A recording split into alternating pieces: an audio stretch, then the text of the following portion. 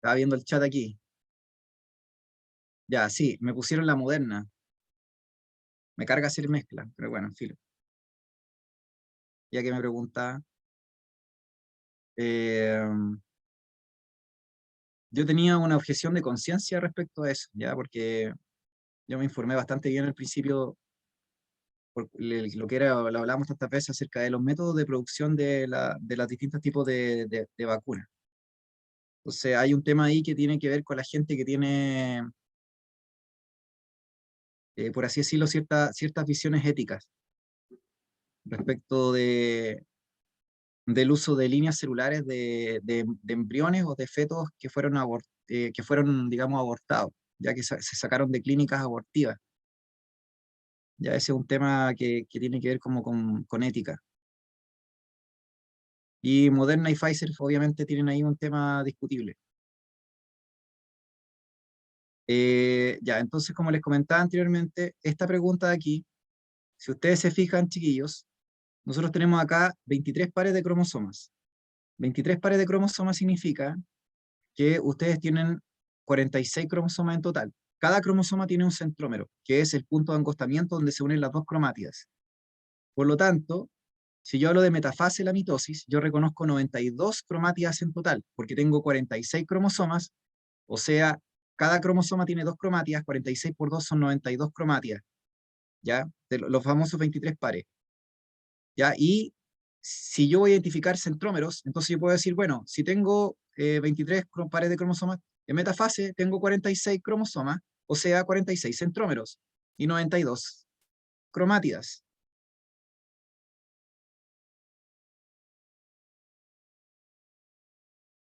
¿Se entiende?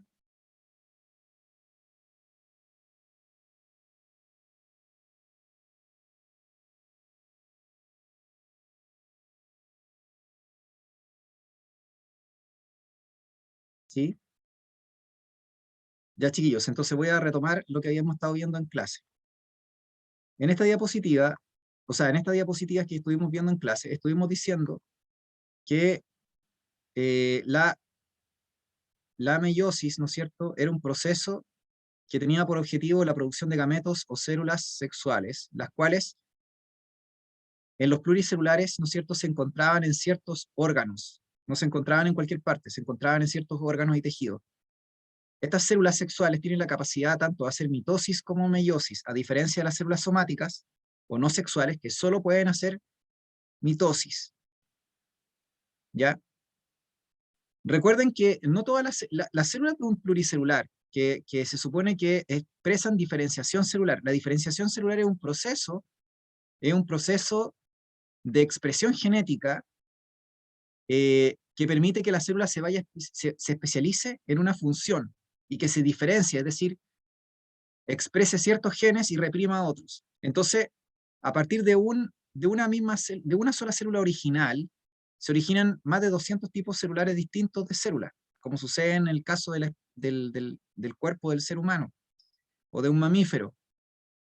Entonces, la razón por la cual se diferencian tantos tejidos distintos es porque en el fondo van haciendo expresión diferencial de los genes y de los genes de los cromosomas, de tal manera que van surgiendo células específicas. Y mientras más diferenciada se encuentra una célula, menos capacidad tiene para hacer división celular o mitosis, porque va perdiendo la capacidad de dividirse, por así decirlo. Entonces, yo tengo células que son totipotenciales que pueden prácticamente originar todos los tipos de tejido en un embrión. Luego van generándose células que ya no son tan totipotenciales, sino que son pluripotentes, que le llaman, que pueden originar en gran diversidad de tejidos distintos, pero ya están más acotados porque tienen un grado de diferenciación ya mayor y ya expresaron un programa genético determinado. Obviamente tienen la capacidad de hacer mitosis. Luego vienen, ¿no es cierto?, las células multipotentes y finalmente tenemos las células de linaje comprometido que se llaman, que son las típicas células madre que se ubican en ciertos tejidos, sobre todo en los epitelios o en las células, por ejemplo, de la médula ósea roja de los huesos, que tengo células hematopoyéticas que se llaman, que son células que hacen división celular y permiten generar las células que dan origen a los distintos tipos de células de la sangre. Entonces, esas son células madre, le llamamos, ¿ya? Pero son células madre de linaje comprometido, es decir, pueden originar solo un tipo particular de célula, ¿ya? No pueden originar varios tipos de células, es uno en particular, ¿ya? Bueno, y entonces, ¿qué significa esto que estoy diciendo? Lo que estoy diciendo en el fondo es que la mayor parte de las células somáticas no se encuentra en división, ni en interfase, sino que se encuentra en G0, porque una vez que se han diferenciado, pierden la capacidad de dividirse, se transforman en un tipo definido de célula, de un tejido, y estas células, ¿no es cierto?, ya pierden esta capacidad de multiplicarse, de regenerarse. Entonces, quedan en reposo proliferativo permanente. ¿Ya? Y solo una pequeña porción es la que finalmente hace la división. ¿De acuerdo? Entonces, la meiosis, como les contaba anteriormente, sería un proceso que pueden hacer solo las células sexuales, pero no las células somáticas, porque las células somáticas o hacen mitosis o se encuentran en G0, en reposo proliferativo permanente, ¿ya? Al menos en un ser humano. Entonces, células somáticas, mitosis, o ya les dije G0, reposo proliferativo, y células sexuales, mitosis y meiosis. Y cuando una célula entra en meiosis, esta célula termina ya su ciclo, porque lo que vendría después es la fecundación o la unión de los gametos para la generación de un nuevo ser vivo o simplemente la muerte del gameto, porque el gameto no puede mantenerse vivo, se entiende así como indefinidamente. Sobre todo si ha hecho el proceso de meiosis, ¿ya? Entonces, la célula que entra en interfase para hacer meiosis, si no es utilizada para la reproducción sexual, entonces su destino es la muerte, ¿entienden? Entonces, hablamos de la meiosis, ¿no es cierto? Hablamos de la etapa. Yo les dije que habían varias cosas importantes que aprender, como la recombinación genética, que ocurría en la profase 1 de la meiosis 1, que era un reordenamiento, ¿no es cierto?, de la información por intercambio de fragmentos de cromátidas entre cromosomas homólogos, materno y paterno, para cada par homólogo, ¿ya? Y después hablábamos de la permutación cromosómica, que era este proceso en metafase 1 de la meiosis 1, donde los cromosomas se ubicaban en parejas en el ecuador. Y este ordenamiento al azar generaba variabilidad también, junto con el creucinómero recombinación. Y estos dos eventos permitían que se generaran gametos que finalmente iban a ser todos distintos entre sí, y además haploides, que iban a tener la mitad de la información genética o hereditaria. Y estuvimos hablando de esto en la clase, obviamente. Pero si ustedes se fijan, también es interesante recordar, como lo que yo les decía, cuántas cromátidas observamos en las etapas. Porque si ustedes se fijan, la cantidad de cromosomas y la cantidad de centrómeros, que es lo mismo, y las cromátidas se mantienen en profase 1 de la meiosis hasta anafase 1 de la meiosis. Es en telofase 1 de la meiosis 1 donde cambian, sobre todo al final, la cantidad de cromosomas, porque se separa el homólogo del padre de la madre para cada par, y la cantidad de cromátidas en total, en cada núcleo. Ahí sí cambia, porque ya no tenemos 23 pares, tenemos solamente 23 cromosomas que llegan a cada núcleo de cada célula hija que está haciendo este proceso de meiosis. Luego estas células, acuérdense que entran en división para hacer la meiosis 2, porque la meiosis es 2 divisiones celulares consecutivas, después de una interfase. Entonces acá terminamos separando las cromátidas semi-hermanas entre sí. Uno también podría considerar lo mismo que les digo. ¿Cuántos centrómeros tengo? ¿Cuántas cromátidas tengo? Las cromátidas son los palitos, los centrómeros ya dijimos que en el fondo es lo mismo que decir cromosoma. Entonces, en una célula, por ejemplo, en metafase 2 de meiosis 2, en una célula tengo 23 centrómeros, porque tengo 23 cromosomas y tengo un total de 46 cromátidas. ¿Por qué? Porque cada cromosoma tiene dos palitos, 2 bastones. Y finalmente, al finalizar la meiosis 2, en la telofase 2, tenemos que cada célula queda con 23 cromátidas simples, porque se separaron las cromátidas entre sí. Entonces, esto todo lo estuvimos conversando en clases anteriores, y la idea era recordarles que este proceso, ¿no es cierto?, genera 4 células hijas haploides, todas distintas entre sí, y eso es lo que garantiza la variabilidad genética de la reproducción sexual, lo que no tiene la reproducción asexual mediante la mitosis. Después estuve hablando de los gametos, y estuve diciendo que los gametos, al menos en los mamíferos y en, y en los vertebrados superiores, los gametos, ¿no es cierto?, tienen un proceso de diferenciación celular muchas veces incorporada. Y el proceso no necesariamente es terminal o termina con la meiosis, ¿ya?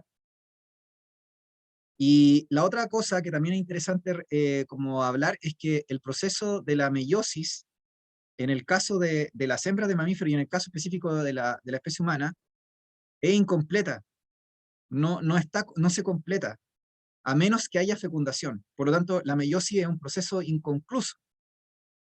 No es un proceso que tiene inicio y final, sino que es un proceso que, a menos que haya fecundación, entonces el proceso termina. Entonces, en la ovogénesis, que es la formación de los óvulos, el concepto de óvulo no existe finalmente de manera real, por así decirlo, porque el óvulo como concepto yo lo podría pensar para los anfibios o los peces, donde la hembra sí libera un óvulo terminal o un gameto final, ¿entienden? Pero en el caso de la especie humana, lo que se libera es un gameto incompleto que se llama ovocito secundario, el cual solo terminará la meiosis si es que es fecundado. Entonces, lo que se fecunda nunca ha sido el óvulo, lo que se fecunda es un ovocito. Pero si yo hablo de un anfibio o de un, como les contaba, algún tipo de invertebrado, entonces ahí sí puedo hablar del óvulo y sí puedo hablar de que el óvulo sí se fecunda, porque es un gameto terminal que ya hizo la meiosis 1 y la meiosis 2, independiente de si estaba o no el espermatozoide, el gameto masculino. Pero acá no, acá el gameto, el proceso es dependiente del gameto masculino. Entonces dijimos que la ovogénesis en el caso, ¿no es cierto?, de la especie humana comenzaba antes del nacimiento con la proliferación, o sea, la mitosis, de los gametos, de los ovogonios, y estos ovogonios, ¿no es cierto?, proliferaban y luego, ¿no es cierto?, entraban en un proceso de interfase que se llama crecimiento. Entonces, la proliferación es sinónimo de mitosis y la interfase es sinónimo de crecimiento. Interfase para la mitosis, para la meiosis, quiero decir. En este proceso de interfase se generaban los llamados ovocitos primarios, pero antes había una gran mortandad, porque casi el 80% de todos los gametos se eliminaban, ¿entienden? Entonces había un mecanismo que inducía el suicidio masivo de la mayoría de estos gametos que proliferaron. Entonces, todos los gametos decidieron proliferar y luego entrar en interfase para formar ovocitos primarios antes del nacimiento de una mujer o de una niña. Pero el problema era que ese proceso, ¿no es cierto?, previamente requiere de la muerte por apoptosis de gran cantidad de estos gametos. ¿De acuerdo? Entonces, se supone que eh, biológicamente, porque bueno, seguir estoy hablando en términos de biología, ¿ya? Entonces, se supone que antes del nacimiento ya entraron los gametos en meiosis 1, o sea, en interfase para entrar en la meiosis 1. De hecho, se nacen con los gametos ya detenidos en profase 1 de meiosis 1, porque en el fondo lo que se hizo fue hacer la interfase, generar los ovocitos primarios y como entrar incipientemente a lo que era la meiosis 1. Pero detenida, o sea, como que la meiosis 1 no logra avanzar, se mantiene detenida hasta que, por acción de las hormonas sexuales, se vuelve a reiniciar el proceso en la pubertad, y de ahí en adelante hasta la menopausia. Entonces, es un proceso que es como interrumpido, ¿se fijan? Porque es un proceso que parte antes, luego se interrumpe, y luego se reinicia, pero se reinicia de manera cíclica. No se reinicia de manera lineal o de manera continua, se reinicia de manera cíclica. Se reinicia de manera cíclica porque hay un pool o una cantidad de gametos disponibles, son como 400.000 ovocitos primarios que hay en total, por 200.000 aproximadamente por ovario. 200.000 en el ovario derecho, 200.000 en el ovario izquierdo. O sea, con eso ya hay ovocitos o sea, hay suficientes ovocitos, ¿se entiende? Porque comprenderán que una mujer no puede tener 400.000 hijos, ¿se entiende? Y de hecho, si contáramos todos los años que va a ovular, que de hecho son pocos, porque en el fondo tienen que considerar desde que se inicia la menarquia o primera regla hasta la menopausia. Entonces te dice, ¿cuántos años hay ahí? Bueno, depende si la regla llegó antes, no sé, pero ya, pero pongamos 11, 12 años. Antiguamente no llegaba a los 11, los 12 años o a los 9 años, pues llegaba a los 14 años, 13, 14 años, era lo normal. El retraso, o sea, había un retraso en la maduración sexual, ¿entienden? Hoy en día no, hoy día hay como una precocidad, ¿ya? Pero antes no era así, po. Hace 500 años, hace 1000 años, créanme que no era así. La mayor parte de la historia de la humanidad, la primera regla o menarquia era más tardía y normalmente, en ese entonces, estoy hablando de la prehistoria, eventualmente podía ocurrir los embarazos después de un periodo breve de tiempo. ¿Por qué? Porque no había mucho tiempo para ser madre tampoco, en el sentido de que la expectativa de vida era muy corta. Así que si alguien llegaba a los 20 años tenía cueva, ¿entienden? O sea, ver a alguien de 30 era ya como que uno decía, "Oh". Ver a una persona de 80 años hace como 20.000 años atrás, créanme que era como ver un semidios, po. Porque ¿qué porcentaje de la población llegaba a la vida, a la vida longeva? Por eso se respetaba tanto a los ancianos, porque era gente, si llegaba un anciano, la mayoría es como que iba a morir en la niñez, la mayoría se moría en la niñez, mortalidad infantil de nivel estratosférico, y luego en la juventud. Entonces comprenderán que las personas de edad adulta eran vistos como algo ya demasiado especial, porque involucraba que eran personas que tenían mucha sabiduría, porque se mantuvieron vivos, resistieron enfermedades, depredadores, ataques de enemigos.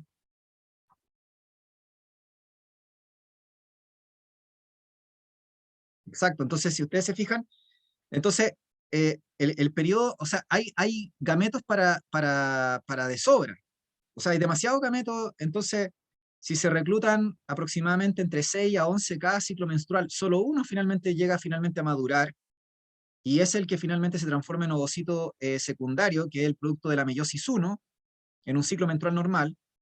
Ustedes pueden sacar el cálculo desde los 12 años, por decir un valor hacia el voleo, o de los 11 años, no sé, hasta cuando llega la menopausia a los 45, por decir un valor hacia el voleo también. Entonces te dice, son 30 años ovulando, y cuántos meses son 30 años, por decir una cifra al voleo. Entonces te dice 30 por 12, y los meses no duran 28 días exactamente, así que igual tendríamos un desfase ahí, ya, pero filo. Por último, para hacer un cálculo del voleo, 30 por 12, ¿ya? 360 ovulaciones. O sea, y eso, y como les dije, si usted dice, bueno, si se reclutan más y finalmente eso no logran llegar a término, es solamente uno el que llega a término cada mes, amplificado por 10, o sea, 3.600. No son más de 3.600 o 4.000 gametos los que pueden estar involucrados en la vida fértil de una mujer. 4.000 de un universo de 400.000. 4.000 chiquillos de un universo de 400.000. Con cariño, ¿ya? Lo estamos hablando con cariño. Entonces, hay gametos para la chuña, por así decirlo, o sea, o de sobra, ¿ya? En el fondo, en los ovarios potencialmente los ovarios de una mujer, ¿se fijan? Entonces, como les contaba anteriormente, este proceso inicia antes del nacimiento, se interrumpe y luego, ¿no es cierto?, se reinicia la pubertad por acción de las hormonas sexuales y hace que los ovocitos primarios que estaban detenidos reinicien el proceso y cada ciclo menstrual, desde la menarquia hasta la menopausia, se reinicia la meiosis, o sea, se termina la meiosis 2, perdón, la meiosis 1 quiero decir, la meiosis 1 de los gametos femeninos, se termina la meiosis 1 de los gametos femeninos y se genera el ovocito secundario. El ovocito secundario es el gameto que se supone que va a ser fecundado, porque ya le dije que el óvulo, en el fondo aquí no hay óvulo, porque el óvulo, chiquillos, se produce cuando ya el espermatozoide contactó al ovocito secundario. Entonces, el óvulo en el fondo es como no es un concepto real, pues, no sé cómo explicarlo, ¿ya? Porque en el fondo es como que se pasa de la fecundación, ¿no es cierto? O sea, de la unión de los gametos, se pasa al cigoto, Entonces no sé cómo podría decir que hay un óvulo, ¿entienden? Porque no es una entidad aparte. Por eso les dije, si usted quiere hablar de óvulo, hablemos de los peces. Hablemos de los peces y de los anfibios, de una rana, de un sapo. Pero si hablamos de la especie humana, o de un chimpancé, o de una mujer, no podemos hablar de óvulo. Tenemos que hablar de ovocito, ¿de acuerdo? En el momento en que el ovocito se fecunda, entonces termina la división meiótica 2 o la segunda división meiótica, y el ovocito secundario se supone que hace su última división y da origen al pronúcleo femenino. El pronúcleo femenino, haploide final y un cuerpo polar que se va a descartar, porque esa es la otra cosa que ustedes están viendo aquí.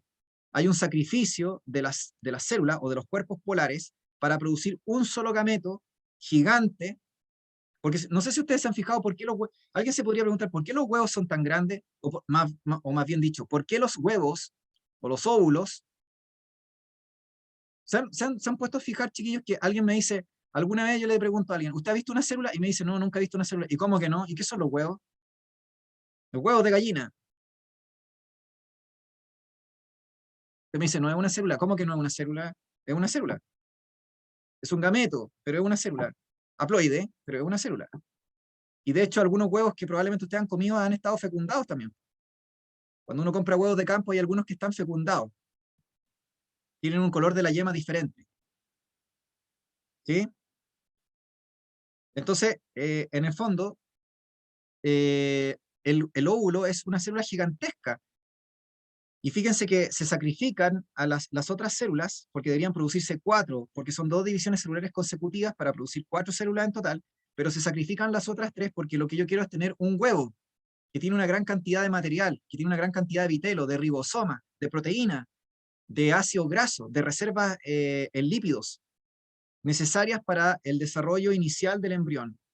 El desarrollo inicial del embrión, en las primeras semanas o los primeros días. Recuerden que en el caso de la especie humana, nosotros tenemos que estar 7 días migrando desde el oviducto de la madre, donde ocurrió la fecundación, hacia el útero. Así que en el fondo, durante ese periodo de tiempo, no hay nutrición. Usted me dice, ¿dónde viene la nutrición? La nutrición viene del vitelo o de la reserva energética que tiene el óvulo, que aportó la madre. De ahí viene la reserva energética. Y la actividad metabólica viene de las mitocondrias de la madre. O sea, todo viene del gameto de la madre, porque el espermatozoide se desintegra. Lo que quedó de él fue básicamente el pronúcleo masculino, con el genoma del padre, ¿ya? Entonces, como les dije anteriormente, si ustedes se dan cuenta, hay diferencia en duración del proceso, porque la meiosis al final puede durar años. O sea, imagínense una mujer que tiene un hijo a los 40 años. Entonces eso significa que su gameto tuvo una meiosis que duró 40 años, porque al momento de nacer, su gameto quedó detenido en meiosis 1, en profase 1 de la meiosis 1. Y luego, a los 40 años, tuvo un hijo. Supongamos, no sé, un tercer hijo, ya no sé, estoy inventando, ya como ocurría antes, porque ahora la gente no tiene muchos hijos, salvo las personas inmigrantes o de otros países que todavía tienen la cultura de tener hijos. Pero los países desarrollados no tienen hijos, hace mucho tiempo la, la, la población va en contracción, ¿ya? Ya, entonces si ustedes se fijan, ¿no es cierto? En el fondo, ¿no es cierto? El gameto femenino, ¿no es cierto?, tiene que tener una masa considerablemente mayor porque tiene que tener nutrientes necesarios para el desarrollo del embrión, como les comentaba, por lo menos los primeros días después de la fecundación. Y, y esto permite, ¿no es cierto?, que al final, cuando ya ocurrió la fecundación, uno debería tener en teoría 3 corpúsculos polares, que son estas células descartadas que ya les dije, que básicamente son como núcleos, no sé, y toda la masa la concentra el producto final. Que en este caso yo no hablo de óvulo, porque hablaría más bien de cigoto, ya, porque el espermatozoide ya se incorporó.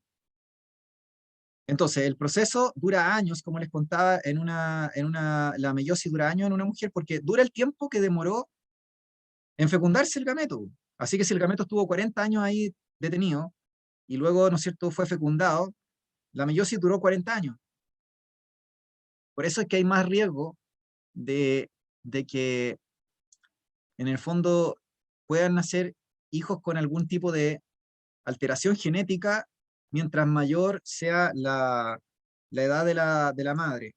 Generalmente no pasa con madres que tienen, esto pasa con madres primerizas, ya en el fondo, madres que tienen más hijos, en realidad eso no sé qué tanto pueda ocurrir, pero por lo menos yo estoy hablando con la madre que tiene por primera vez su primer hijo. Entonces, imagínense, una mujer que posterga la maternidad por distintos motivos, de partida la calidad del esperma de su pareja declina de manera brutal. Después de los 30 comienza a declinar.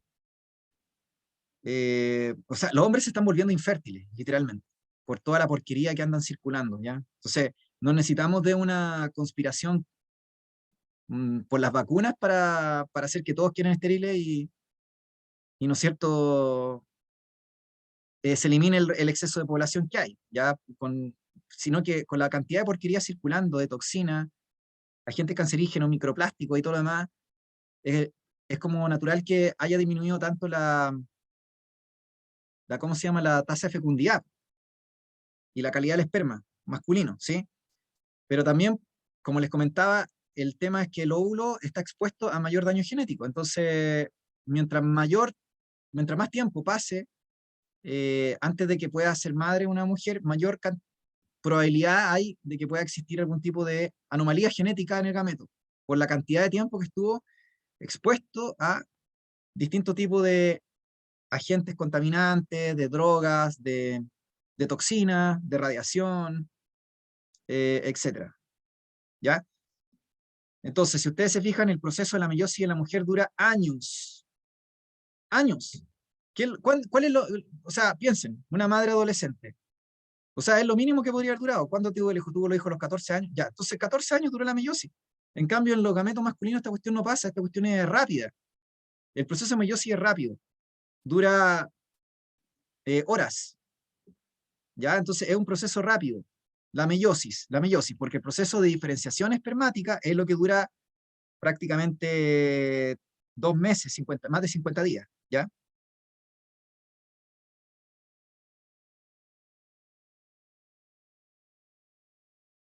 Cuando no hay fecundación de los gametos se terminan destruyendo. El sistema inmunitario termina destruyendo tanto gametos masculinos como femeninos. Así que si no hay fecundación, los gametos se pierden, no es que queden ahí. El gameto femenino tiene un promedio de vida de como 24 horas y después se muere. Si no hay fecundación, se muere el gameto, el ovocito secundario.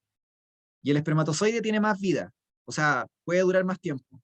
En teoría, el espermatozoide puede durar, en promedio dicen 72 horas, pero hay espermatozoides que pueden vivir casi una semana dentro del tracto genital femenino, en el fondo. Depende mucho de la calidad del esperma, como les dije, o del que da el esperma, ¿ya? Pero en teoría, el promedio es 72 horas. Y después se mueren. Se los come el sistema inmune. ¿Ya? Entonces, no sé si les quedó claro, chiquillos, las diferencias. Este proceso de la espermatogénesis en el hombre comienza en la pubertad, o sea, se inicia antes, pero me refiero a que la pubertad comienza la proliferación de manera activa. Luego la etapa de crecimiento ocurre todo de un paraguaso, y junto con la meiosis, como les dije, este proceso es rápido y continuo, porque no es un proceso que ocurre cíclicamente mes a mes, o que ocurre, no sé, es un proceso que cuando se inicia es de continuo, y se van generando camadas de espermatozoides de manera continua.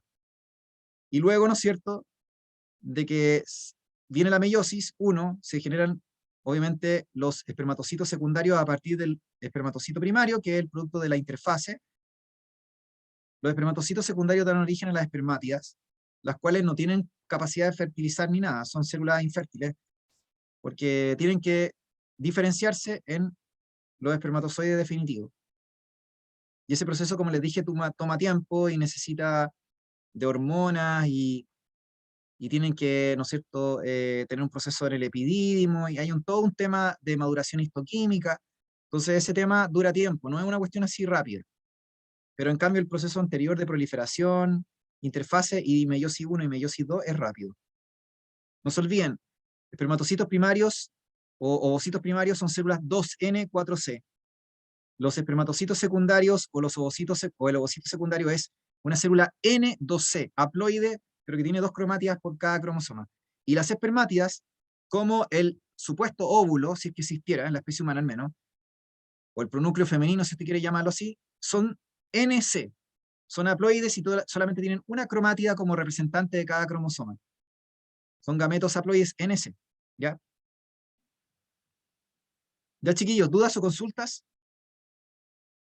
¿Chiquillas?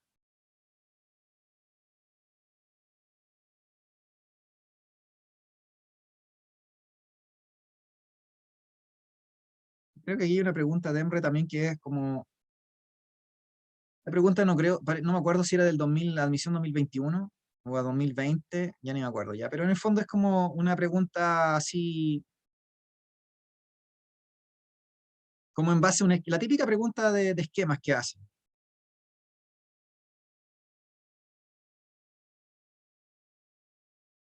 Dice individuo adulto haploide, o sea, diploide, diploide, meiosis, fecundación.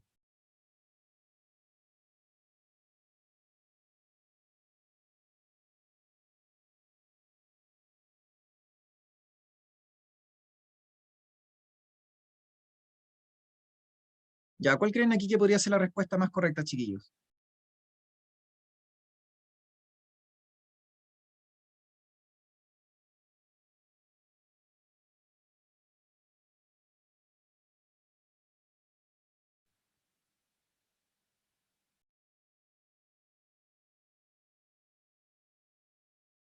De partida aquí no estamos explicando la formación de los gametos en detalle, como, porque para eso les muestro el esquema que tengo acá, po. Si tú me dices, ya, esto qué es lo que... Yo aquí estoy explicando el proceso de formación de gametos. Proliferación, interfase o crecimiento, maduración o meiosis, donde sale la meiosis 1 y la meiosis 2. Y después, en el caso de los espermatozoides, la diferenciación o espermiohistogénesis, que es la formación del famoso espermatozoide con cabeza, cuello y cola. Una célula que está transformada prácticamente, y que su función es transportar el ADN, porque el espermatozoide, esa es su función. Y esto sí que suena a la chuña, porque imagínense que un solo eyaculado, ¿no es cierto?, masculino tiene como 400 millones de espermatozoides. Lo normal estoy diciendo, porque si es infértil no es así, pues, pero 400 millones de espermatozoides de un paraguaso. El espermatozoide es mucho más barato y económico y se produce de forma mucho más masiva que el óvulo es más caro en su proceso de formación y generación y gasto energético. La inversión que hay que hacer de energía y como los procesos en sí es más costoso el gameto femenino, evolutivamente hablando. Es más costoso, es más no sé cómo decirlo, es como, en cambio el otro es más masivo, es más,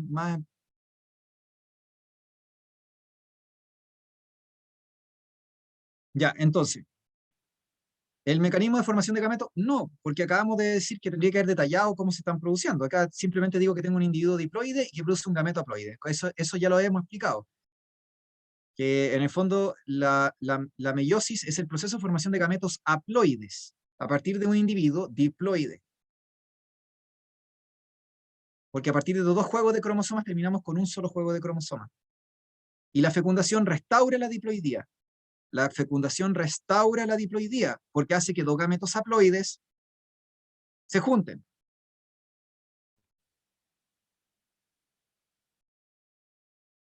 El rol del sistema reproductor y la perpetuación de la especie. Bueno, pero no sé si necesariamente está explicando esto, este diagrama. Que la determinación del sexo queda definida. Eso está bien, eso es correcto, pero ¿qué tiene que ver con el esquema? Más encima no me habla de X a Y aquí, sexo femenino o masculino. El rol de la meiosis y la variabilidad genética de los organismos con reproducción sexual. Aquí, en este esquema, yo puedo saberlo, pero no se deduce directamente de ese modelo que hay una variabilidad genética. Yo lo sé, porque lo puedo saber porque lo vi en clase, o porque lo estudié, pero no por el esquema. Pero lo que sí estoy viendo es que hay una fase diploide y una fase haploide. ¿Se fijan? Esta pregunta es de Emre, por si acaso.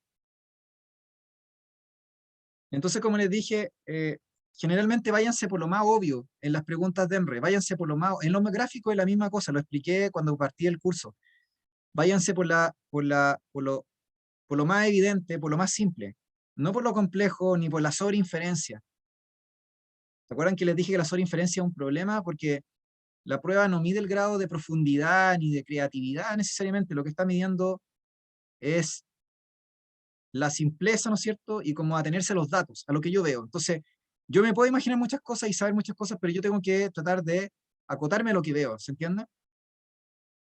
Esto es una habilidad de pensamiento científico, chiquillos, porque recuerden que el científico, por ejemplo, si usted es pintora, o pintor, o artista, o no sé, o filósofa, o filósofo, yo podría decir que la especulación tiene un valor muy importante y un valor creativo también.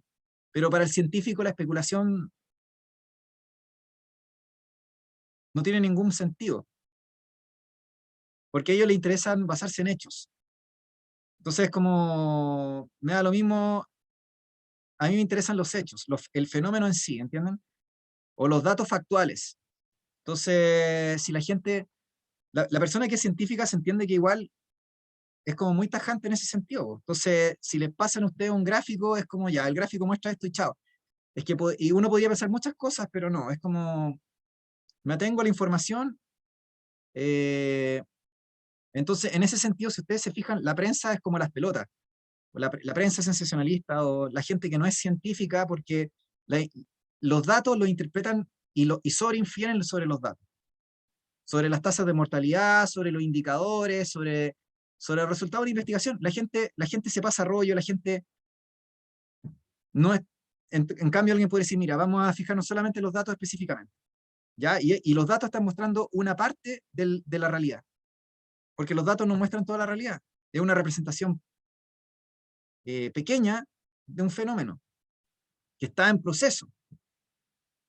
Entonces, si ustedes se fijan, si somos estrictos, entonces uno no puede dar por sentado las cosas en ciencia, al contrario. Y uno tiene que basarse, como a lo más puede uno dar, en base a los datos factuales, algún tipo de hipótesis, o si ustedes quieren conclusión, si es que ha habido algún tipo de experimentación, ¿no es cierto? Pero yo no puedo generalizar ni especular. Así que, muy bien, esta es la E. Ya, chiquillos, entonces, ya no sé, ya hemos hablado harto de gametos, no sé qué, si seguir con los temas de los gametos, porque en realidad no sé qué tanto pregunten de los gametos. Eh, Estas cosas, por ejemplo, sirven como para aprender un poquito más del espermatozoide que va madurando. La espermática, ¿no es cierto?, se va transformando de manera progresiva, ¿no es cierto?, en el espermatozoide. Eh, que el espermatozoide tiene el núcleo en la cabeza y tiene como una acrosoma, que es una especie de lisosoma modificado que deriva del aparato de Golgi con enzimas digestivas. Luego tiene el cuello, ¿no es cierto?, que tiene las mitocondrias ahí, paternas, eh, que al fin y al cabo no son ni siquiera mitocondrias paternas porque son herencia de la madre al final. Acuérdense que la herencia de las mitocondrias es matriarcal, o sea, es la madre la que traspasa las mitocondrias a hijos e hijas, ¿ya? De lo contrario, usted me está hablando de una quimera, que son la gente que ha nacido por fertilización in vitro cuando juntan genomas, por ejemplo, de dos óvulos, no sé, o cuando hacen, ¿no es cierto?, en el fondo, a través de un método de laboratorio, la formación de una persona.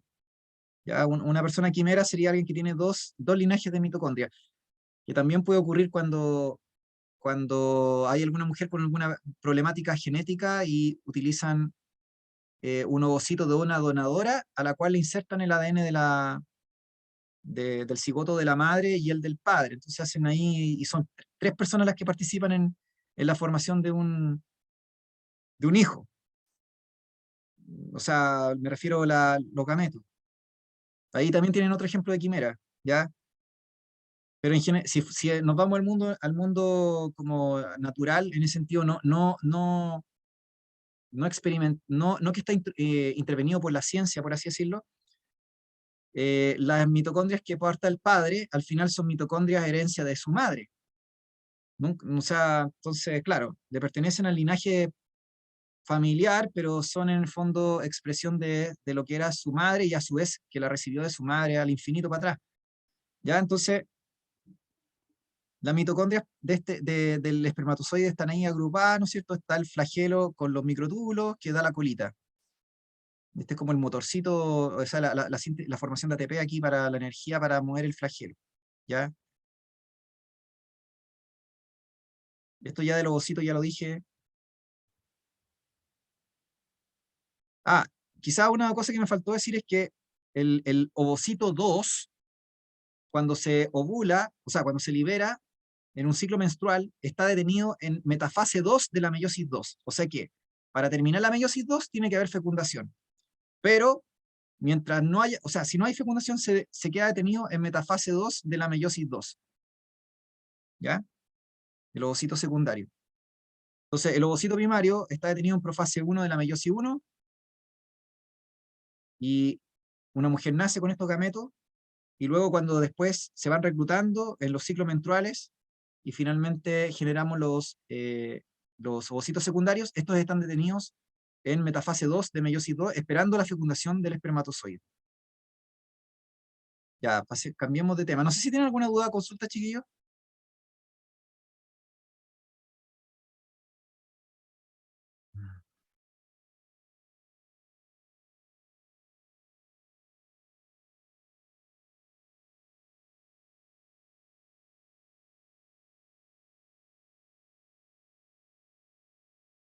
Ya, entonces, cambiamos de tema.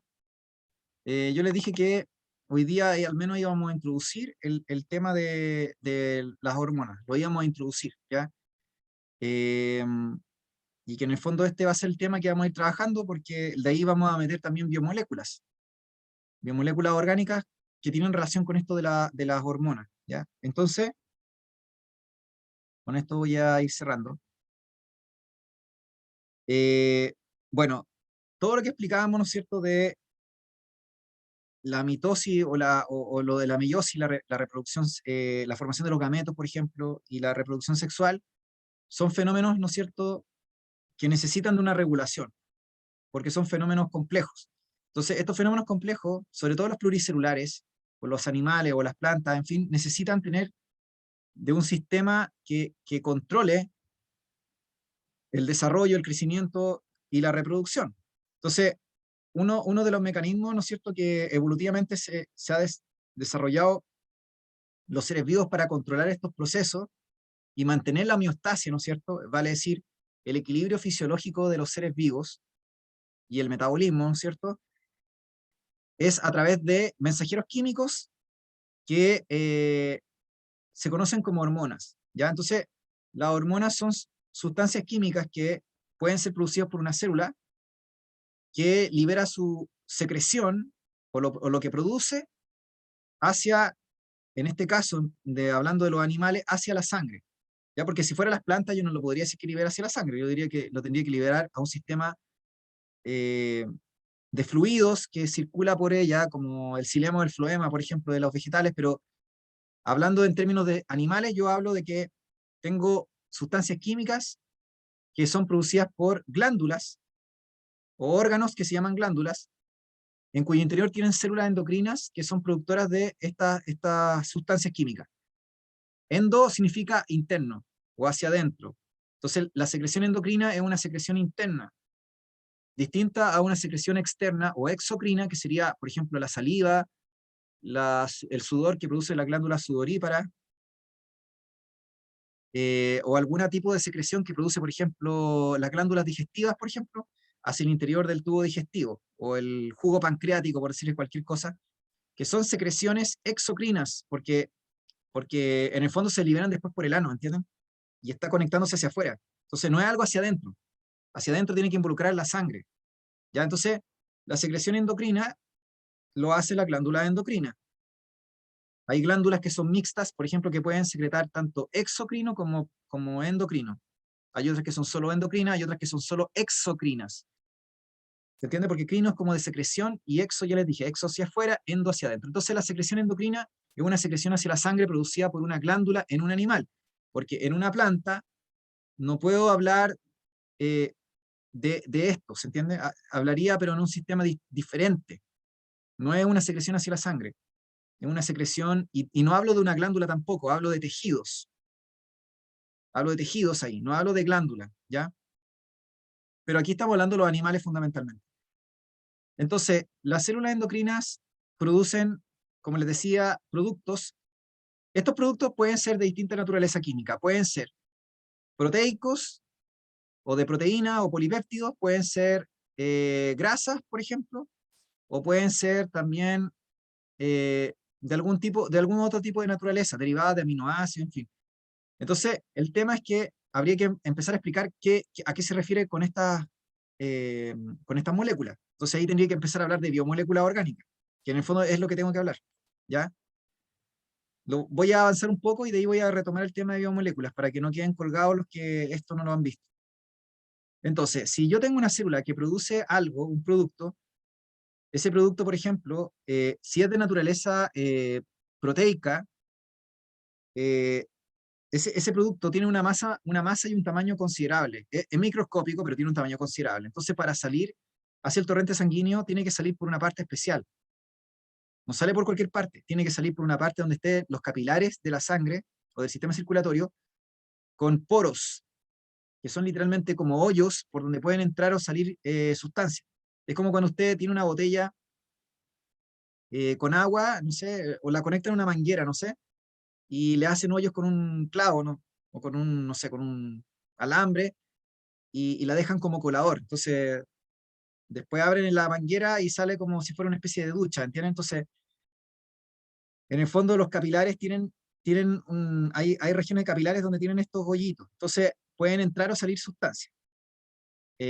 Porque si no existiera eso, hay lugares donde los capilares están sellados. Así que no pueden entrar y salir sustancias fácilmente, a menos que fueran de naturaleza grasa, porque si son de naturaleza grasa, sí pueden entrar o salir. Pero si se trata de algo que es ya más masivo o de naturaleza proteica, entonces no es tan fácil entrar o salir. Necesita entrar y salir por un lugar, por un poro, por una fenestración que le llaman. Entonces, si ustedes se fijan, acá tenemos que se produce un producto que viaja por la sangre y viaja por distintos lugares, viaja por todo el cuerpo. Y de hecho, a veces llega a tejidos donde pasa por ahí, pero no hay ninguna respuesta porque esas células de esos tejidos no tienen cómo reconocer esa sustancia o esa partícula. En cambio, aquellos tejidos y órganos que sí tengan un receptor, una proteína receptora, que es capaz de reconocer esa molécula, entonces sí se va a producir una respuesta específica en ese órgano o en ese tejido. Entonces ahí uno habla de célula blanco, porque es como que la hormona va a actuar específicamente en un lugar. Y esto es porque ese es el lugar donde está la capacidad de responder frente a esa sustancia. Pero eso no significa que haya recorrido otras partes. Anduvo por todas las otras partes del cuerpo, pero no fue reconocida. Entonces, las acciones a distancia, en pequeñas cantidades, no son necesarias grandes concentraciones. La acción es lenta porque, a diferencia del sistema nervioso, no es una acción automática y rápida, es una acción que puede tomar minutos, horas o incluso días o meses, como sucede con los temas reproductivos o con el crecimiento. Obviamente hay diversidad de hormonas y de funciones, y la idea es que cada hormona, ¿no es cierto?, es específica de un receptor. O sea que no es que aquí cualquier sustancia con cualquier cosa, sino que las sustancias tienen una geometría espacial, y esa geometría espacial es reconocida como si fueran un sistema de encaje. Entonces, los receptores no reconocen cualquier hormona,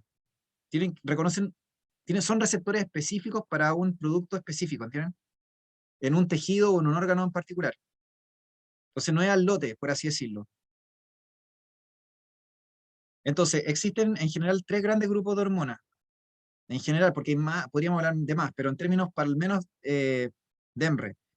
Tenemos las hormonas que son grasas, o apolares, o afines, o los aceites, como quieran llamarle, que son de pequeñas, que tienen bajo peso molecular, y que tienen la característica de ser apolares, y por ende poder atravesar las membranas biológicas con cierta facilidad. por su pequeño tamaño y también por su naturaleza grasa. Para el que se le olvidó, recuerden que la membrana celular o plasmática es una bicapa de fosfolípidos donde hay proteína y esta bicapa es grasa. Entonces, las sustancias de naturaleza afín a la grasa pueden atravesar con cierta facilidad esta barrera. Y las que no tienen esa afinidad o son de mayor tamaño no pueden atravesar esa barrera, a menos que tengan algún tipo de mecanismo que permita que pasen estas sustancias. Entonces, las hormonas esteroidales o derivadas del colesterol son grasas, por lo tanto pueden atravesar sin problema las membranas biológicas, la membrana plasmática, ya no tienen dificultades. Lo mismo con las derivadas de aminoácidos, también algunas pueden ser polares, pero como son pequeñitas, también pueden atravesar las membranas con cierta facilidad. Entonces, ¿por qué estas son fáciles de difundir a través de las células? ¿O pueden entrar a las células? Porque son pequeñas, son de tamaño pequeño y son además apolares o débilmente polares. Cuando yo digo que algo es polar, estoy diciendo que algo es afín al agua o a solventes polares, y cuando digo que algo es apolar, con A de árbol, estoy diciendo que tiene afinidad por los aceites o la grasa, por sustancias que no tienen una polaridad neta, o que no tienen carga, en fin. Ahora, si yo hablo de un polipéptido o de una proteína, estoy hablando de algo que tiene gran tamaño molecular, y al mismo tiempo tiene polaridad. Incluso podría llegar a tener carga eléctrica, literalmente, ¿ya? Entonces, por lo mismo, estas hormonas de esta naturaleza química no pueden fácilmente ni siquiera salir de los vasos sanguíneos. Es lo que le estaba diciendo al principio, ni siquiera pueden entrar y salir fácilmente. Y tampoco pueden entrar fácilmente a una célula. Entonces, si ustedes se fijan, durante muchos años, las personas insulino dependientes, diabéticas tipo 1, se tenían que inyectar insulina. Ahora hay algunas bombas o algunas tecnologías especiales, pero me refiero a que tenían que hacerlo de esa manera.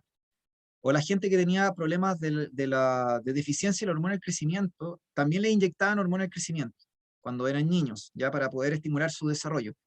Entonces, se hacían inyecciones porque en el fondo el producto sintético o elaborado o extraído de alguna otra parte se inyectaba a la sangre, porque se sabe que si se tomaba vía oral o se comía, no sé, o si se colocaba en la piel no pasa nada, porque no pueden atravesar las membranas biológicas. Se necesita ingresar directamente al torrente circulatorio y en el torrente circulatorio van a salir por donde haya poros, ya les dije. No va a salir por cualquier parte, ¿ya? ¿Duda o consulta hasta el momento, chiquillos? ¿Chiquillas?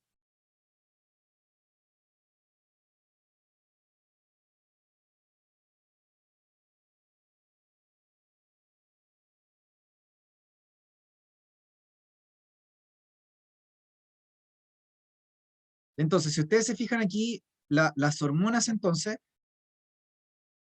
pueden ser, como les dije, pequeñas y que pueden difundir con facilidad, además que tienen una naturaleza más bien grasa, o pueden ser, ¿no es cierto?, grandes y con polaridad y por lo tanto no pueden atravesar las membranas biológicas. Entonces, la forma en la cual van a funcionar va a ser distinta, porque las que son polipeptídicas o proteicas van a tener que funcionar desde afuera hacia adentro. O sea que van a tener que funcionar a través de un mediador, a través de una proteína receptora que va a servir para reconocerlas a ella, a esta hormona, y esa proteína receptora o ese mediador es el que va a provocar un efecto interno, va a funcionar como un switch, como un interruptor, que se prende y se apaga, que prende y apaga un proceso. Entonces la hormona que reconoce al receptor se acopla a él de manera reversible. Reversible significa que se une y luego se suelta, ¿ya? No que se queda pegado. Acuérdense que los venenos son los que se quedan pegados a los receptores, a las proteínas receptoras. Si yo tengo una toxina o un veneno, lo que yo hago es que ese producto, esa sustancia, se une de manera irreversible a una enzima o un receptor de membrana o a una proteína y la echo perder. Es como si usted le pidiera a una persona que prendiera la luz del comedor, no sé, o de la cocina y se quedara con el dedo ahí. Entonces usted dice, no, pues yo ahora lo quiero apagar, pero está estorbando a la persona. se vuelve como una especie de toxina, ¿se entiende? Como un veneno. Entonces lo mismo sucede con estas toxinas o estos venenos. Funcionan de esa manera. Se unen de manera irreversible a los receptores, a las enzimas o a las proteínas. Entonces estas hormonas se unen de manera reversible y provocan o activan un proceso interno como un interruptor que ya les contaba, que activa un proceso enzimático, un proceso de funcionamiento interno en la célula. En cambio, las hormonas tiroideas o esteroidales pueden atravesar la membrana celular y se unen a un receptor interno que está en el citoplasma o que incluso puede estar dentro del núcleo, depende de la hormona. Entonces, normalmente el efecto de las hormonas derivadas de aminoácidos y de las hormonas, sobre todo las esteroidales, es un efecto genético. O sea que en el fondo se transportan junto con un receptor al interior del núcleo y actúan sobre los genes, estimulando la síntesis de ciertos genes. Y por lo tanto ese proceso es un poco más lento, toma más tiempo. A diferencia del proceso que yo les comentaba en general, de las hormonas proteicas o polipeptídicas que se unen a un receptor de membrana y que activan un proceso que puede ser relativamente rápido, que puede durar minutos, no sé, pero no es algo que tome tanto tiempo, ni sea tan persistente. Entonces, las hormonas son lentas de acción, pero si hubiera que decir quiénes son más lentas o que tienen un efecto más prolongado, hablaríamos de las esteroidales, por ejemplo. En cambio, las proteicas en general podríamos decir que tienen un efecto más acotado. Son más rápidas y tienen un efecto más acotado.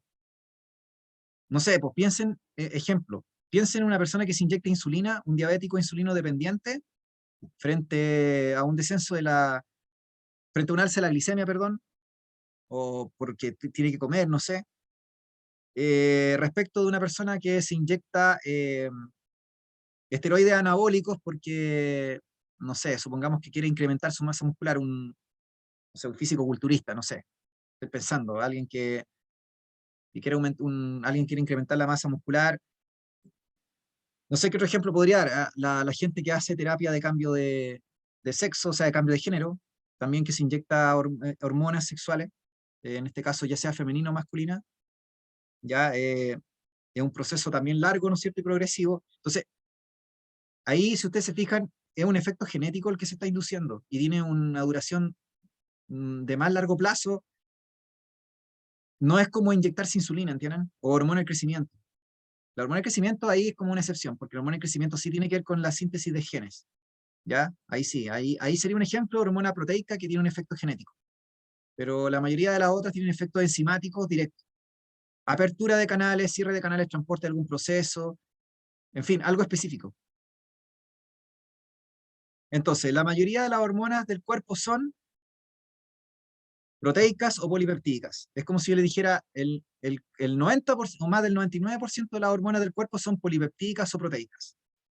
La excepción a la regla son las esteroidales y las derivadas de aminoácidos. Y de las esteroidales tenemos la progesterona sexual, ¿no es cierto? Los estrógenos sexual, la testosterona masculina sexual, los corticosteroides o el cortisol, que es un clásico, la hormona del estrés, y la aldosterona, que es una hormona que tiene que ver con la absorción de sodio en el riñón y de agua. Entonces no son muchas. Las esteroidales, aldosterona, cortisol y las sexuales, testosterona, progesterona y estrógenos. Aldosterona, cortisol, testosterona, progesterona, estrógenos. ¿Ya? Y las derivadas de aminoácidos son las tiroideas, las más comunes. Las tiroideas. La otra serían las catecolaminas como la adrenalina y la noradrenalina.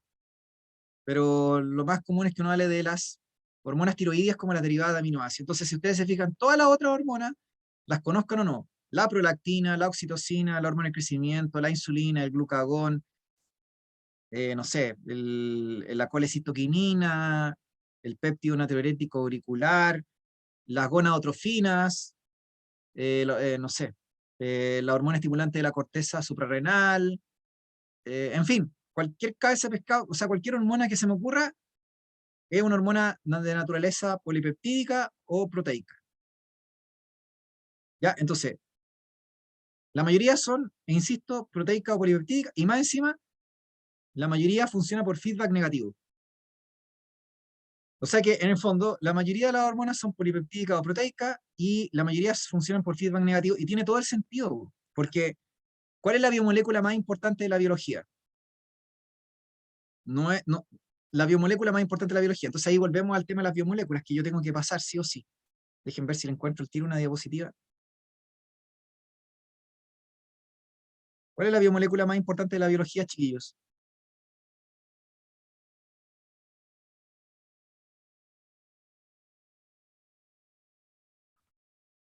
Las proteínas, ¿no es cierto? Acuérdense que el mayor porcentaje de composición de las moléculas orgánicas de un ser vivo cualquiera son proteínas.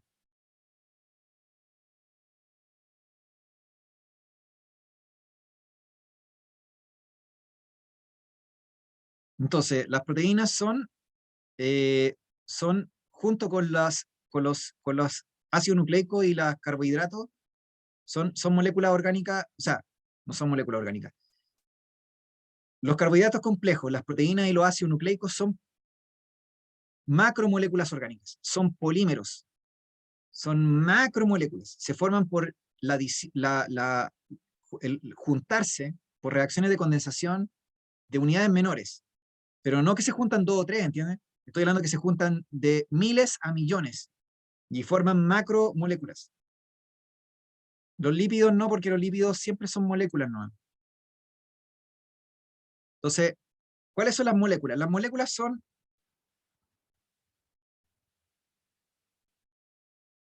no me acuerdo cuál era la molécula, ¿dónde lo tengo ahí? Las moléculas son básicamente los ácidos grasos, los nucleótidos, los aminoácidos y los monosacáridos. Esas son las moléculas orgánicas. El monosacárido es la unidad básica del azúcar o carbohidrato. El aminoácido es la molécula o unidad básica de la proteína. El nucleótido es la unidad básica de los ácidos nucleicos, como el ADN y el ARN, y los ácidos grasos son las unidades básicas de los lípidos, o a partir del cual se fabrican todos los lípidos. Pero ya les conté que los que pueden formar macromoléculas no son los lípidos, son los azúcares complejos, o los polisacáridos, las proteínas que son polímeros de aminoácidos, y los ácidos nucleicos que son polímeros de nucleótidos. Un polímero es una macromolécula que se forma por adición de unidades menores que se juntan y forman una cadena gigante. Piense como un collar de perlas o como una cadena de clips, lo que usted quiera, pensar que va juntando cosas y va haciendo algo cada vez más grande. Entonces las proteínas, ¿no es cierto?, son súper centrales porque tienen un rol estructural, tienen un rol enzimático. Acuérdense que las enzimas son como micromáquinas que permiten, ¿no es cierto?, catalizar reacciones bioquímicas, acelerarlas miles o millones de veces. Entonces, las enzimas son proteínas. Entonces, ya por eso el metabolismo sin proteína o sin enzimas no existe. Entonces, la proteína tiene un rol central desde el punto de vista del metabolismo. Y también, como les dije, es el que aporta el mayor porcentaje en masa desde el punto de vista estructural, tanto en la célula como en los órganos y tejidos. Porque es una estructura sólida. Sirve también sirve como estructura, ¿ya? Como para la arquitectura celular. Entonces, aparte de eso, la proteína puede también funcionar como hormona. O sea que, además de tener un rol estructural o enzimático, hay algunas proteínas que pueden funcionar como hormonas, o sea, como mensajeros químicos. Y también hay algunas proteínas que funcionan como receptores, o sea que son como estructuras que se encuentran en la membrana celular, que funcionan como interruptores, ya les conté, que al reconocer una molécula, en este caso una proteína, tienen un cambio químico, un cambio conformacional y activan un proceso interno dentro de la célula. Funcionan como un interruptor, como un switch. ¿Ya? Entonces, la proteína es central en la biología. ¿Ya? Entonces, la mayoría de la naturaleza química de las hormonas es que no pueden ser azúcares, ni tampoco pueden ser ácidos nucleicos. Son o proteínas o polipéptidos, que serían aminoácidos que se unen entre sí, pero no alcanzan a formar una cadena gigante como una proteína. Forman cadenas de 20 aminoácidos, de 10 aminoácidos, de 8, de 50 si usted quiere, pero cuando yo hablo ya de 89 hacia arriba o de 100 hacia arriba, yo estoy hablando ya de proteína, porque tengo un tamaño ya mucho más grande o considerable. Pero si en menos de eso, yo hablo de un polipéptido, una cadenita de aminoácidos. Cuando yo tengo un aminoácido, a partir del cual lo puedo modificar y puedo generar algo, ahí hablaría de una hormona derivada de aminoácidos. Eso es mucho más simple y chiquitito. Y por supuesto tengo los lípidos que ya les conté que eran chicos por definición. Entonces a partir de ahí genero el colesterol, y a partir del colesterol puedo generar hormonas esteroidales. ¿Ya?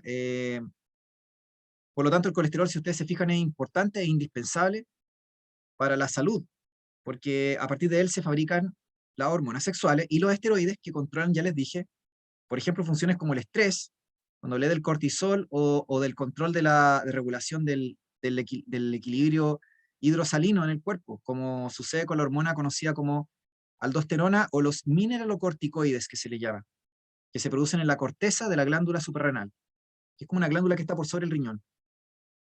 Entonces, ¿qué característica tienen las proteínas? Eh, que están hechas en aminoácidos. ¿Y qué característica tiene el aminoácido?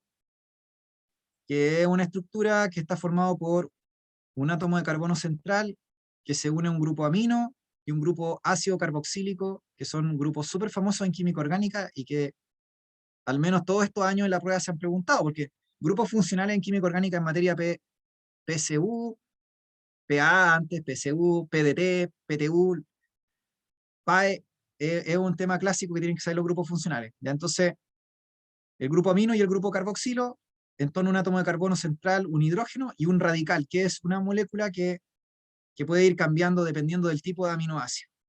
Y los aminoácidos se van uniendo entre sí por reacciones de condensación y van formando cadenas. Esas cadenas a su vez se pueden enrollar, plegar, es decir, forman estructuras complejas. Entonces no es que usted vea un hilo, así como me imagino una proteína como un hilo. No, usted ve estructuras como alfa hélice, o como una estructura como de hojas, o la mezcla de ambas también puede ser. Entonces son estructuras complejas, ¿se fijan? Que permiten formar canales transportadores de membrana, que permiten formar, como les dije, hormonas, o que permiten formar receptores de membrana, o enzimas, que ya les dije que eran como micromáquinas que funcionaban y que tenían una función. O sea, que tenían una, perdón, que funcionaban produciendo, participando en una reacción química, generando algún tipo de productos. No sé si hay duda o consulta, chiquillo, de esto de las proteínas, y que de ahora, porque estoy hablando de las hormonas proteicas o polipeptídicas, básicamente.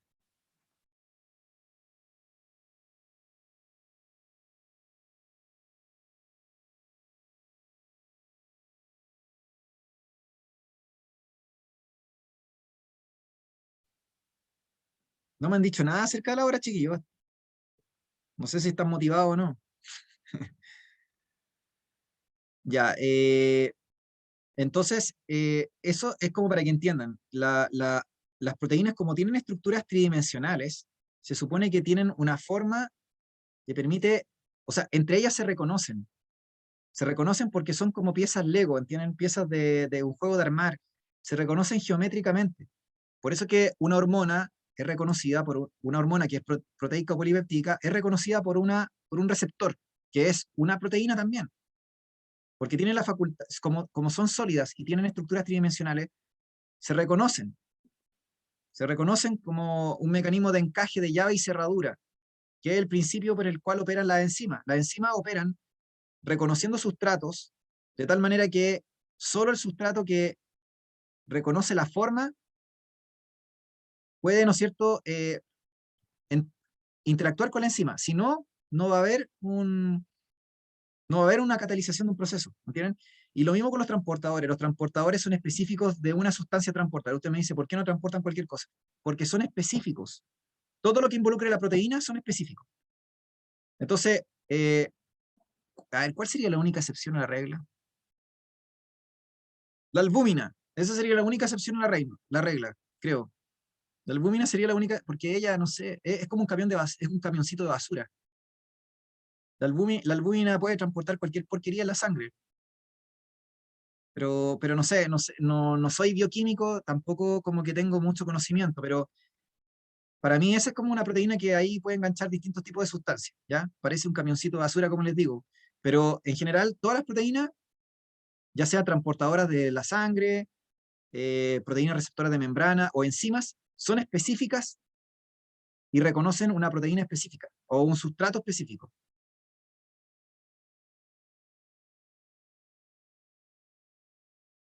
Ya, entonces volvamos a la diapositiva que estábamos viendo antes, para ir cerrando esto de las hormonas.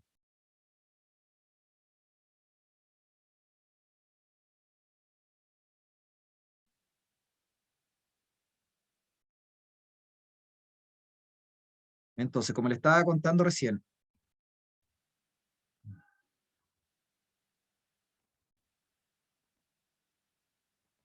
las biomoléculas, ¿no es cierto? Les dije yo que eran fundamentalmente, las moléculas orgánicas eran fundamentalmente monosacáridos, ácidos grasos, aminoácidos y nucleótidos. Y luego, ¿no es cierto?, cuando estos se empezaban a juntar entre ellos, formaban macromoléculas. En el caso de los carbohidratos eran los polisacáridos. Poli significa mucho. En el caso de en el caso de los aminoácidos formaban proteínas. Pero hay que ser, igual les dije recién, que no porque tenga 20 unidos tenga una proteína. 20 aminoácidos unidos no es una proteína, es un polipéptido, se lo dije recién. Si yo tengo 100, 200, 1000, ahí sí tengo una proteína, porque tengo mucha cantidad de aminoácidos y que ya les dije que la cadena principal se enrolla sobre sí misma y forma una estructura tridimensional. Así que las proteínas, imagínenselo como algo tridimensional, como una papa, no sé, como una estructura con un sacadito, con un hoyito por donde se meten cositas. Luego, ¿no es cierto?, los ácidos nucleicos son polímeros de nucleótidos, así que los nucleótidos se unen entre sí y forman un ácido nucleico. Luego usted me dice, bueno, ¿se pueden unir entre ellos? Entre ellos se pueden unir también y hacer mezclas, pero las mezclas son como proteína con carbohidrato o lípido con carbohidrato, pero a nivel más bien de, sí, a veces se hacen mezclas, pero lo común es que se unen entre ellos, más que hacer mezclas, ¿ya? Y ya les dije que las hormonas fundamentalmente pueden ser derivadas de aminoácidos, o polipéptidos o proteínas, o lípidos. Eso es como lo que les dije. No pueden ser ni azúcares ni ácidos nucleicos. Y después les conté que las proteínas forman estructuras complejas, ¿no es cierto? Les dije que estaban formadas por el aminoácido, que era la unidad básica, ¿no es cierto? Que tenía el grupo carboxílico COOH y el grupo amino NH2 en todo el carbono central. Y el radical era lo que cambiaba. Habían 20 tipos de radicales diferentes, porque hay 20 tipos de aminoácidos en la naturaleza. Entonces, estos 20 tipos de ladrillos se van combinando y van formando los polipéptidos y las proteínas todas las que existen en la naturaleza, todas las que existen en la naturaleza, que hay mucha diversidad de proteínas diferentes, ¿entiendes? Entonces, eh, la combinatoria es inmensa de lo que podemos hacer.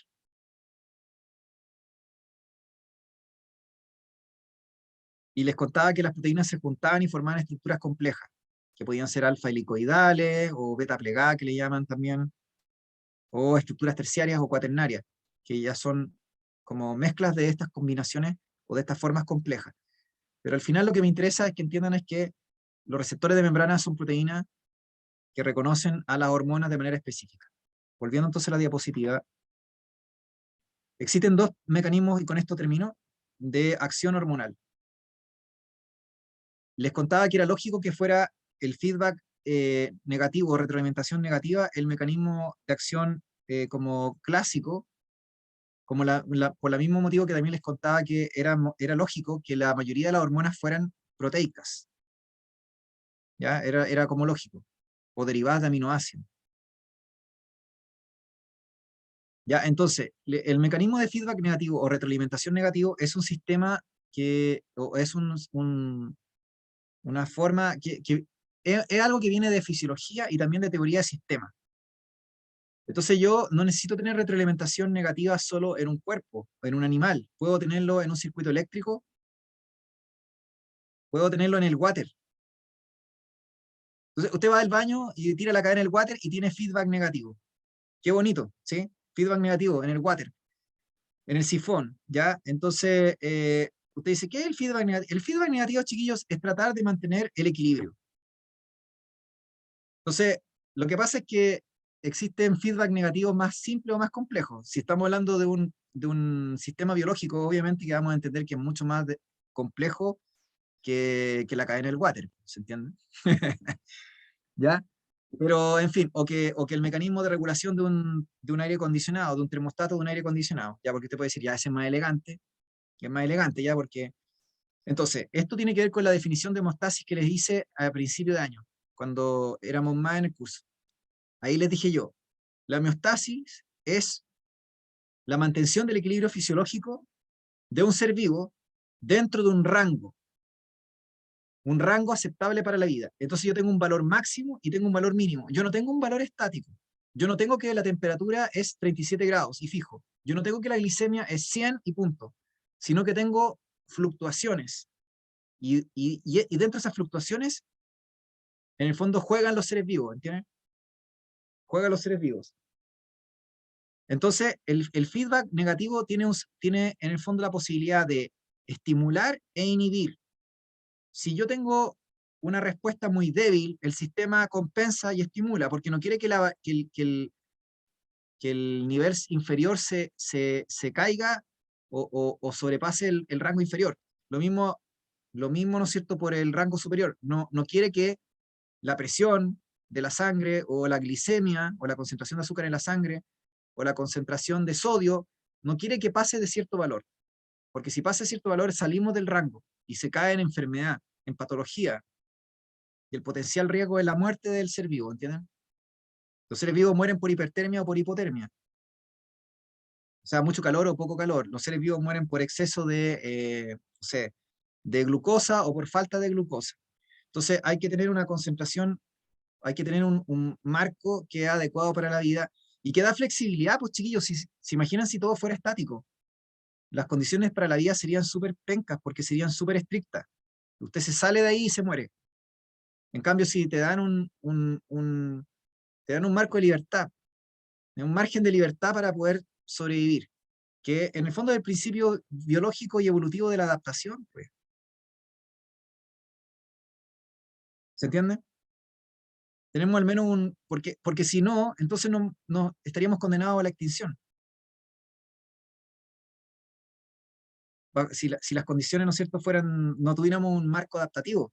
Ya, entonces, ya, pero ahí me estoy yendo a la filosofía. Lo que yo quiero simplemente decir es que el feedback negativo o retroalimentación negativo es un sistema que tanto estimula como inhibe o bloquea, porque opera tanto para el margen inferior como para el marco superior o el margen superior. La idea es que no nos hagamos de los valores ni superiores ni inferiores.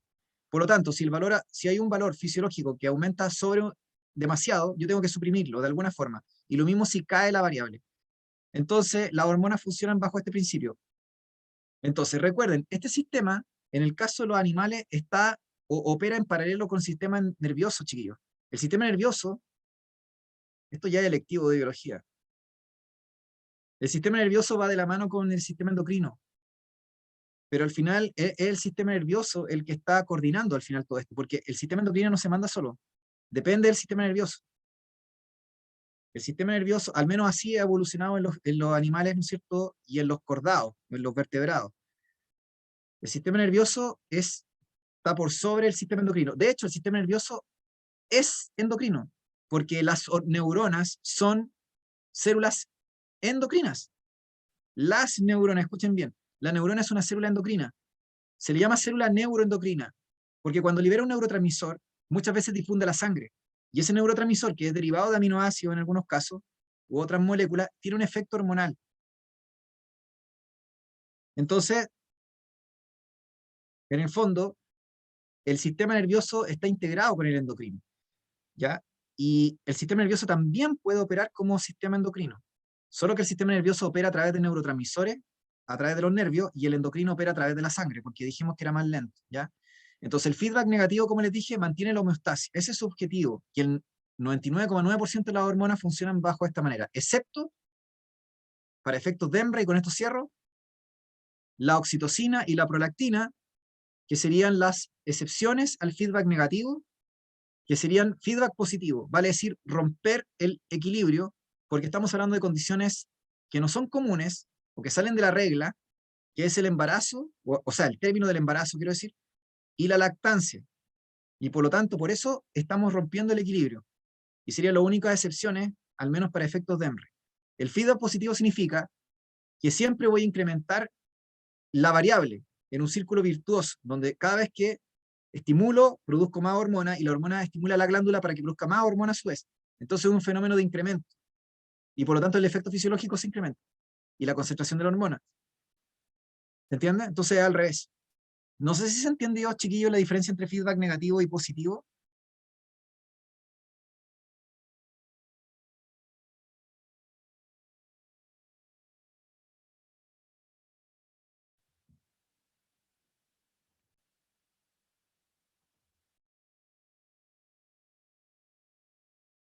¿Se entendió, quiero decir?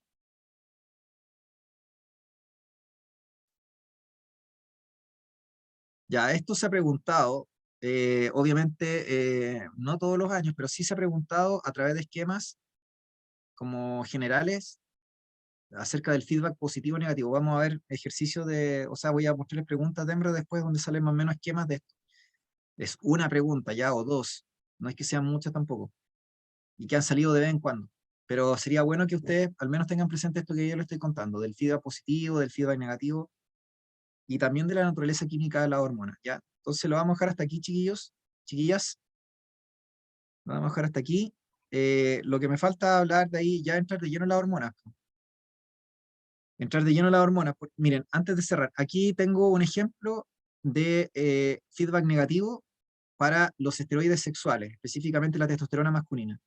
Fíjense que el hipotálamo libera un péptido liberador de gonadotrofinas, que es una neurohormona, es un neuropéptido, por eso les dije que el sistema nervioso es neuroendocrino. El hipotálamo es el sistema nervioso central, es el centro superior de la homeostasia, es encéfalo, es cerebro. Libera ese neuropéptido que actúa sobre la pituitaria o hipófisis, que es una glándula, que es tejido endocrino, no es nervioso, es glándula. Es un tipo de tejido particular, secretor, que produce algo, un producto. Luego esta pituitaria produce gonadotrofinas, dentro de las cuales destaca la hormona folículo estimulante y la leutinizante o LH. FSH y LH estos son polipéptidos. No le alcanza el pelo para hacer proteína. No, esas cuestiones son chicas, no son proteínas, son polipéptidos. Y la GNRH también es un polipéptido, son chiquititos, ¿no? Ya, entonces, estos polipéptidos lo pueden buscar en Wikipedia después, no, esa cuestión no se la van a preguntar nunca en la PDT o en la PAE, pero se van a dar cuenta que están secuenciados, entonces saben cuántos aminoácidos tienen, cómo es el orden. Ya, entonces la FSH y la LH actúan sobre los testículos, específicamente sobre ciertas células de ese órgano. Y en el caso de la LH actúa sobre las células de Leydig, las cuales producen testosterona o andrógenos. Y estos andrógenos se liberan a la sangre y van a ejercer acción sobre el mismo hipotálamo y sobre la misma hipófisis. En el sentido de que si aumentan mucho en concentración, van a ejercer un efecto inhibitorio sobre la secreción del neuropéptido y sobre la secreción de estas gonadotrofinas o estos polipéptidos que les dije que producía la hipófisis. Porque no hay necesidad de producir, pues si ya tenemos suficiente concentración. Entonces vamos a generar un efecto inhibitorio. Al revés, si por algún motivo la concentración de esteroides sexuales cae mucho, entonces tendríamos que estimular tanto el hipotálamo como la hipófisis para que vuelva a producir o aumente las cantidades de FSH y LH para que vuelvan a elevar las concentraciones de esteroides.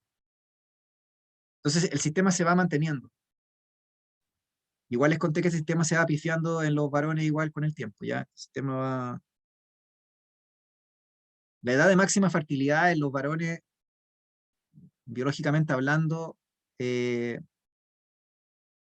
es cuando son adolescentes, ni siquiera cuando se es joven, ¿entiendes? Entonces tú me dices, ay, tengo un hermano que tiene 30 años, ya va para abajo, ya, po. Y si tiene 40, como yo,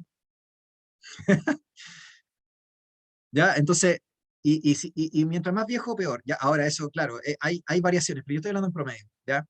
Este sistema va a disminuir, con el tiempo va disminuyendo la concentración de testosterona, ¿ya? La forma de lograr, por eso es que uno empieza a tener pérdida muscular, pues chiquillo. Cuando uno, o sea, esto le pasa a hombres y mujeres, ¿ya? Las mujeres se friegan con la pérdida de masa ósea, pero los hombres van perdiendo masa muscular. Entonces, es difícil que ustedes vean un viejo como power, ¿se entiende? Pero esta gente ha sido deportista toda la vida y el mismo ejercicio le fuerza la síntesis de fibra muscular. Entonces, tienen una dieta saludable, entonces, claro, pueden llegar a los 80 años así como viejos así power, pero el común de la gente llega deteriorada.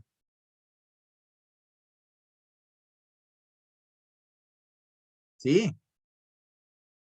bueno, ahí, por ejemplo, depende de la genética, pero en general, claro, no, pues sí es verdad, hay hombres que tienen hijos a los 70 años y todo lo demás, y no porque antiguamente no habían clínicas reproductivas, pues, entonces no es como que hoy día la gente va a una clínica reproductiva, pero antes no había esa cuestión, o sea, era en el fondo así como, pero antes la gente era más saludable, no comía las porquerías que comemos hoy en día, así que no me extraña que hayan abuelos, ¿no es cierto?, o bisabuelos de ustedes que hayan tenido hijos viejos, ¿ya? O mayores, ¿se entiende? Pero en el caso actual, en las ciudades, ¿no es cierto?, con los contaminantes que vivimos, entonces es difícil que la calidad del esperma se mantenga. De hecho, chiquillos, podrían hacer, no sé si ustedes saben, pero hicieron un estudio en la calidad del esperma de los perros. O sea, hasta las mascotas han visto afectada su fertilidad. No estoy hablando de los tan esterilizados, estoy hablando de los animales, de los perros no castrados y los gatos no castrados muchas veces que son los ferales o de ciudad, no sé, el típico, no sé, quiltro que le llaman. Entonces ellos también han bajado su tasa de fecundidad porque hay demasiada contaminación en el ambiente, pero en el campo no, hay distinto. Ya, respecto a la fisiología de la lactancia, tienen un sistema aquí de fibra positivo. Fíjense que la estimulación del reflejo neuroendocrino, porque hay un nervio que va directamente hacia el hipotálamo, por la estimulación del pezón, lo que provoca es la secreción de, ¿no es cierto?, neurohormonas que estimulan a la hipófisis para la liberación de prolactina, que es la hormona que produce la leche, que es la glándula mamaria. Entonces es un sistema de producción. Mientras más, o sea, si hay amamantamiento, hay producción de leche.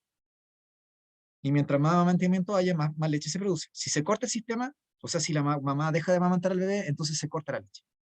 Entonces ahí el sistema opera por feedback positivo. ¿Ya? Ya, chiquillos.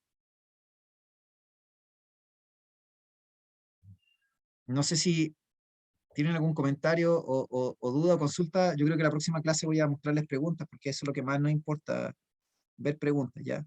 Pero quise avanzar igual un poquito con ustedes.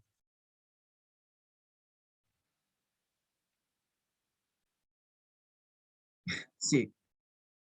Eh, ya, ¿les quedó claro entonces, chiquillos, chiquillas?